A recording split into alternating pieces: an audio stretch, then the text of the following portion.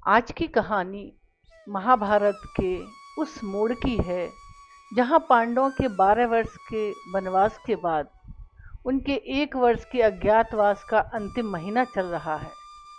कीचक की मृत्यु ने दुर्योधन को शक में डाल दिया है। क्या भीम अभी भी जीवित है? क्या पांडव मत्स्य देश के राजा विराट के यहाँ छुपे हैं? आज आप जानेंगे कि कैसे दुर्योधन ने पांडवों को बाहर निकालने के लिए राजा विराट की गायों को चुराया और कैसे संकट की इस घड़ी में कंक, बल्लभ और बृहन्नला के रूप में पांडवों ने अपनी पहचान छुपाते हुए भी धर्म की रक्षा की। चलिए शुरू करते हैं। कीचक के वध की बात विराट के नगर में फैली तो लोगों में बड़ा आतंक छा गया। द्रौपदी के प्रति सब संशक हो गए। लोग आपस में कानाफूसी करने लगे, कहने लगे कि सैरंध्री है भी बड़ी सुंदर, जो उसकी ओर आकर्षित ना हो वही गनीमत। और फिर इसके प्रति गंधर्व किसी ने आंख उठाकर देखा तो यमराज के घर पहुंचा। इस कारण यह तो एक प्रकार से नगर के प्रजानन और राजघराने के लोगों पर मानो आफत के समान है। सबको यह डर बना रहेगा कि गंधर्व नाराज होकर कहीं नगर के कुछ आफत न ढा दें। इससे कुशल तो इसी में है कि सैरंध्री को नगर से बाहर निकाल दिया जाए। यह सोचकर कीचक के संबंधी व हित चिंतक सब रानी सुदेशना के पास गए और उससे प्रार्थना की कि सैरंध्री को किसी तरह नगर से निकाल दिया जावे। सुदेशना ने द्रौपदी से कहा, बहन, तुम बड़ी पुण्यवती हो। अब तक तुमने हमारे यहाँ जो सेवा की उसी से संतुष्ट हो गई। बस अब इतनी दया करो कि हमारा नगर छोड़कर चली जाओ। तुम्हारे गंधर्व हमारे नगर पर न जाने कब और क्या आफत ढा दें। उस समय की बात है जब पांडवों के अज्ञातवास की अवधि पूरी होने में केवल 1 ही महीना रह गया था। सुदेशना की बात सुनकर द्रौपदी बड़ी चिंतित हो गई। बोली, महारानी जी, मुझसे नाराज ना होइए। मैंने कोई अपराध नहीं किया।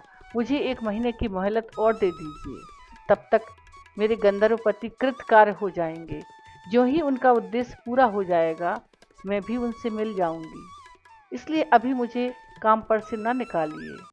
मेरे पति गंध वर्ण के इसके लिए आपका और राजा विराट का बड़ा आभार मानेंगे।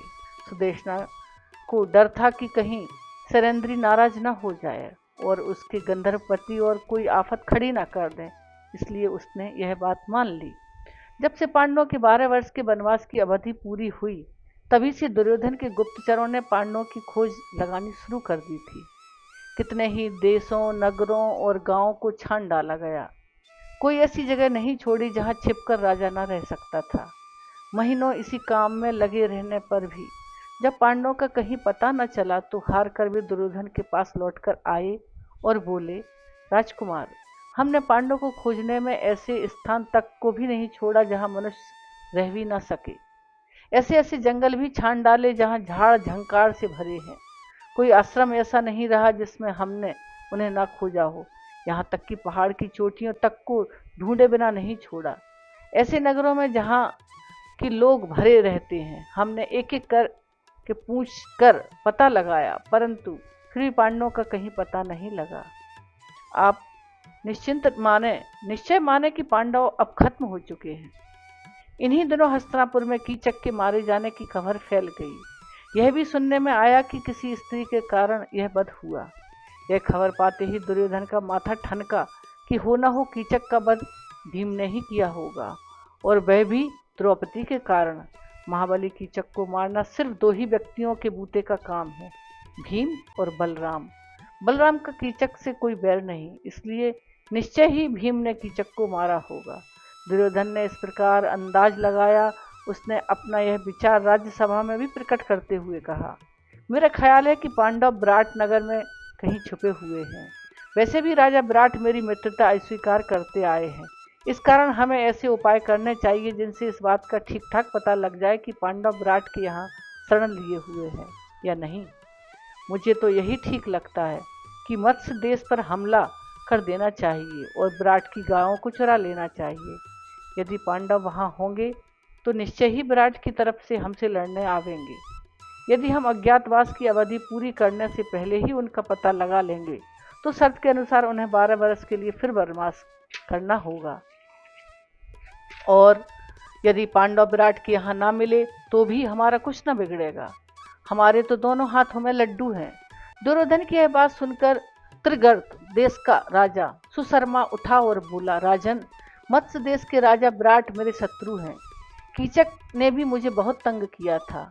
अब जबकि कीचक की मृत्यु हो चुकी है, मत्स्य राज की शक्ति नहीं के बराबर समझनी चाहिए।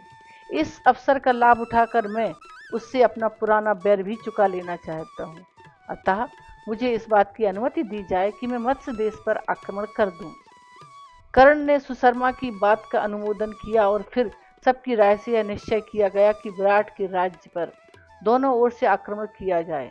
राजा सुशर्मा अपनी सेना लेकर मत्स्य देश पर दक्षिण की ओर से हमला करें और जब विराट अपनी सेना लेकर उसका मुकाबला करने आए तब ठीक इसी मौके पर उत्तर की ओर से दुर्योधन अपनी सेना लेकर अचानक विराट नगर पर छापा मार दे। इस योजना के अनुसार राजा सुशर्मा ने दक्षिण की ओर से मत्स्य देश पर आक्रमण कर दिया। मत्स्य देश के दक्षिणी हिस्से में त्रिगर्तराज की सेना छा गई और गायों के झुंड सुशर्मा की फौज के कब्जे में आ गए। फौज ने लहराते हुए खेत उजाड़ डाले, बाग बगीचों को तबाह कर दिया। ग्वाले और किसान जहां तहां भाग खड़े हुए और राजा विराट के दरबार में जाकर पुकार करने लगे। विराट को बड़ा खेद हुआ कि महाबली कीचक ऐसे अवसर पर नहीं रहा। उन्हें चिंतातुर होते देख कंक ने उनको सांत्वना देते हुए कहा, राजन, चिंता ना करें। यद्यपि मैं सन्यासी ब्राह्मण हूँ, फिर भी अस्त्र विद्या सीखा हुआ हूँ। मैंने सोचा है कि आपके रसोइये बल्लभ, अश्वपाल, ग्रंथिक और ग्वाला तंतीपाल भी बड़े कुशल योद्धा हैं। मैं कवच पहनकर रथारूढ़ होकर युद्ध क्षेत्र में जाऊंगा। आप भी उनको आज्ञा दे दें कि रथारूढ़ होकर मेरे साथ चलें। सबके लिए रथ और शस्त्रार्थ की आज्ञा दीजिए। यह सुनकर विराट बड़े प्रसन्न हो गए। उनकी आज्ञा अनुसार चारों वीरों के लिए रथ तैयार होकर खड़े हुए। अर्जुन को छोड़ बाकी चारों पांडव उन पर चढ़कर विराट और उसकी सेना समेत सुशर्मा से लड़ने चले गए। राजा सुशर्मा और राजा विराट के सेनाओं में घोर युद्ध हुआ। दोनों ओर के असंख्य सैनिक खेत रहे। सुशर्मा ने अपने साथियों समेत विराट को घेर लिया और उसको रथ से उतरने के लिए विवश कर दिया। अंत में सुशर्मा ने विराट को कैद करके अपने रथ पर बिठा लिया और विजय का शंख बजाया हुआ अपनी छावनी में चला गया। जब राजा विराट बंदी बना दिए गए तो उनकी सारी सेना तितर बितर हो गई। सैनिक भागने लगे। यह हाल देखकर युधिष्ठिर भीमसेन से बोले, भीम, तुम्हें जी लगाकर लड़ना होगा, लापरवाही से काम नहीं चलेगा। विराट को अभी छुड़ा लेना होगा, तितर बितर हो रही सेना इकट्ठी करनी होगी और सुशर्मा का दर्प चूर करना होगा। युधिष्ठिर की बात पूरी ना होने पाई थी कि इतने में भीमसेन एक भारी वृक्ष उखाड़ने लग गया। युधिष्ठिर ने उसको रोककर कहा, यदि तुम सदा की भांति पेड़ उखाड़ने और सिंह की तरह गर्जने लग जाओगे तो शत्रु तुम्हें तुरंत पहचान लेंगे। इसलिए सामान्य लोगों की भांति रथ पर बैठकर और धनुष बाण के सहारे लड़ना ठीक होगा। आज्ञा मानकर भीमसेन रथ पर से ही सुशर्मा की सेना पर बाणों की बौछार करने लगा। थोड़ी ही देर की लड़ाई के बाद भीम ने विराट को छुड़ा लिया और सुशर्मा को कैद कर लिया। मत्स्य देश की सेना जो डर के मारे भाग गई थी, समर भूमि में फिर से आ डटी और उसने सुशर्मा की सेना पर विजय प्राप्त कर ली। सुशर्मा की पराजय की खबर जब विराटनगर पहुंची तो लोगों के उत्साह और आनंद की सीमा न रही। नगर वालों ने नगर को खूब सजाकर आनंद मनाया और विजयी राजा विराट के स्वागत के लिए शहर के बाहर चले। इधर नगर के लोग विजय की खुशियां मना रहे थे और राजा की बाट जोह रहे थे कि उधर उत्तर की ओर से दुर्योधन की एक बड़ी सेना ने विराट नगर पर अचानक धावा बोल दिया और ग्वालों की बस्तियों में तबाही मचा दी। कौरव सेना ऊधम मचाती हुई असंख्य गांव और पशुओं को भगाकर ले जाने लगी। बस्तियों में हाहाकार मच गया। ग्वालों का मुखिया राजभवन की ओर भागा और राजकुमार उत्तर के आगे दुहाई मचाई। बोला, दुहाई है राजकुमार की, हम पर भारी विपदा आ गई है। कौरव सेना हमारी गायें भगा ले जा रहे हैं। सुशर्मा से लड़ने राजा दक्षिण की ओर गए हुए हैं। हमारा बचाव करने वाला और कोई नहीं रहा। आप ही हमें इस आफत से बचावें। आप राजकुमार हैं। आपका ही कर्तव्य है कि हमारी गायें शत्रुओं के हाथ से छुड़ा लावें और राजवंश की लाज रखें। रनिवास की स्त्रियां और नगर के प्रमुख लोगों के सामने ग्वालों के मुखिया ने जब उत्तर को अपना दुखड़ा सुनाया तो राजकुमार जोश में आ गया। बोला, घबराने की कोई बात नहीं। यदि मेरा रथ हाँकने योग्य कोई सारथी मिल जाए तो मैं अकेला ही जाकर शत्रु सेना से दांत खट्टे कर दूंगा और एक एक गाय छुड़ा लाऊंगा। ऐसा कमाल का युद्ध करूंगा कि लोग भी विस्मित होकर देखते रह जाएंगे, कहेंगे कहीं यह अर्जुन तो नहीं है। इस समय द्रौपदी अंतःपुर में ही थी। उत्तर की बात सुनकर वह राजकुमारी उत्तरा के पास दौड़ी गई और बोली, राजकन्या, देश पर विपदा आई है। ग्वाले घबराए नहीं, राजकुमार के आगे दुहाई मचा रहे हैं। कौरवों की सेना उत्तर की ओर से नगर पर हमला कर रही है और उसने मध्य प्रदेश की सैकड़ों हजारों गायें लूट ली हैं। राजकुमार देश के बचाव के लिए युद्ध में जाने के लिए तैयार है, किंतु कोई सुयोग्य सारथी नहीं मिलता। इससे उनका जाना अटका हुआ है। आपकी यह बृहन्नला रथ चलाना जानती है। जब मैं पांडवों के रनिवास में काम किया करती थी तो उस समय सुना था कि बृहन्नला कभी कभी अर्जुन का रथ हाँक लेती थी। यह भी सुना था कि अर्जुन ने उसे धनुर्विद्या भी सिखलाई थी। इसलिए आप अभी बृहन्नला को आज्ञा दें कि राजकुमार उत्तर की सारथी बन जाए और मैदान में जाकर कौरव सेना को रोकें।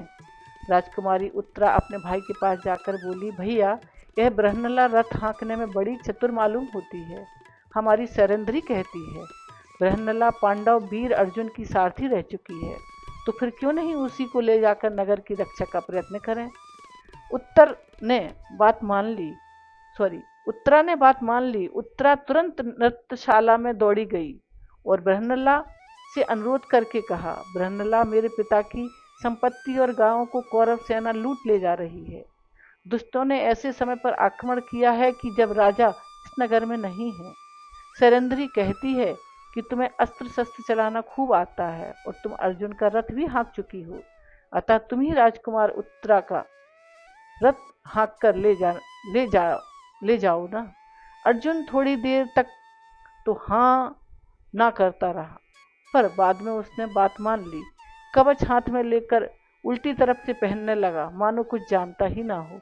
यह देखकर अंतःपुर की स्त्रियां खिलखिला उठी।